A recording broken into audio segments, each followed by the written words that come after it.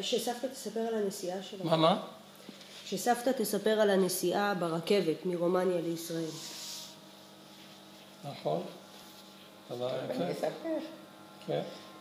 יצאתי, זה היה ברומניה, זה היה כבר עומק הסתיו.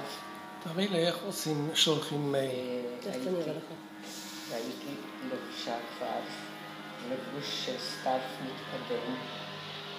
ופתאום נפגשנו שם הרבה ילדים מכל קצוות רומניה שהשתתפו. ואני עוד הייתי גם ילדה בודדה בבית, יחידה. אז הייתי כזו מתביישת, הייתי מתביישת ללכת לבית שימוש. אם מישהו בן היה עובר שמה, אז לא הייתי הולכת לעשות פיפי, כי הייתי מתביישת. זה היה משייך לחינוך שקיבלתי, השחיות ספרטני.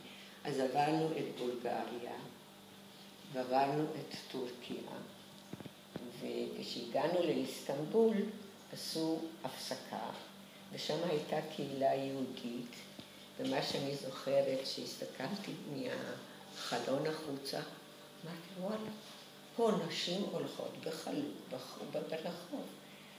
ברומניה אישה לא הייתה פותחת את דלת הבית אם היא הייתה בחלון.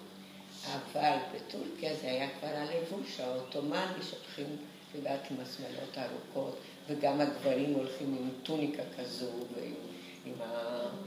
כן, והכי ירשים אותי שאחרי שנים קיבלתי שוקולד אמיתי לאכול, כי אני תמיד אהבתי. והיינו שם יומיים שלושה, עד שם נסענו עם רכבת נורמלית. משם לארץ נסענו עם רכבת של תחזיקי טוב. כל מיני כבשים, פרות,